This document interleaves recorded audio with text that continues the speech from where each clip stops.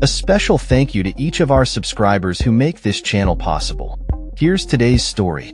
As the clock ticks down to the general election on November 5th, Montana finds itself at the center of a pivotal political showdown that could reshape the landscape of the U.S. Senate for the next 2 years. Voters in the Big Sky state will not only cast their ballots for the high-stakes U.S. Senate race, but also weigh in on a significant abortion rights measure that could have lasting implications. The stakes are high as Democrats currently hold a slim 51-49 majority in the Senate, and with Republicans poised to capture a key seat in West Virginia, a Republican victory in Montana could severely undermine Democratic control. Democratic incumbent Jon Tester is facing a formidable challenge as he seeks a fourth term against Republican Tim Sheehy, a former Navy SEAL.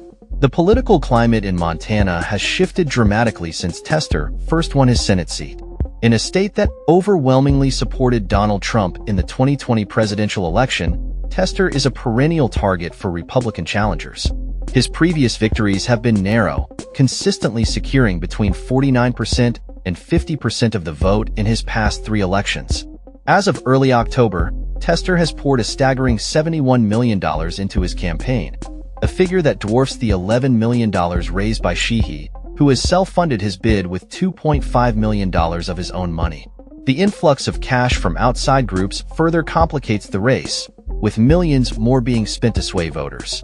In addition to the Senate race, Montana will also decide on Constitutional Initiative No. 128, a ballot measure that seeks to enshrine the right to abortion before fetal viability in the state constitution. This measure is part of a broader trend across the country as states grapple with reproductive rights in the wake of the Supreme Court's decision to overturn Roe v. Wade. The presidential race in Montana, however, appears to be less competitive. The last Democrat to win the state in a presidential election was Bill Clinton in 1992, and since then, the state has leaned heavily Republican. Trump won Montana with 57% of the vote in both 2016 and 2020, and the Democratic ticket has not campaigned in the state this year. Tester has notably distanced himself from the National Democratic Party, skipping the Democratic National Convention and refraining from endorsing Vice President Kamala Harris. In the governor's race, Republican incumbent Greg Gianforte faces Democrat Ryan Busse, adding another layer of complexity to the electoral landscape.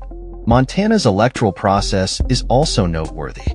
While it is not one of the states that predominantly conducts elections by mail, a significant number of Montanans choose to vote that way. In the 2018 midterms, about 75% of votes were cast by mail, a figure that surged to 98% in the 2020 general election amid the COVID-19 pandemic. State law permits election officials to begin processing and verifying mail ballots up to 3 days before Election Day, with machine counting commencing the day prior. Historically, Republicans have performed well in populous counties like Yellowstone and Flathead, while Democrats have managed to secure victories in a handful of counties, including Missoula and Deer Lodge. The results from Lewis and Clark and Cascade counties will be critical indicators of Tester's performance on election night. If he struggles to maintain a stronghold in these areas, it could signal trouble for his campaign. As the election approaches, the Associated Press emphasizes that it will only declare a winner when it is certain that no scenarios exist that could change the outcome.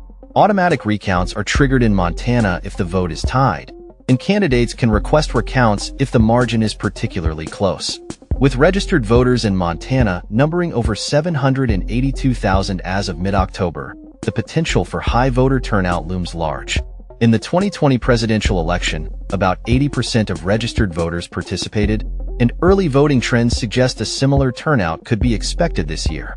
As voters prepare to head to the polls, the implications of their choices will extend far beyond Montana, potentially influencing the balance of power in the U.S. Senate and the future of abortion rights in the state. The outcome of this election will undoubtedly be closely watched, not only for its immediate effects, but also for the broader signals it sends about the political landscape in America as a whole. That's all for this story. We upload videos every day covering many different subjects, so hit that subscribe button to stay informed. Thanks for watching.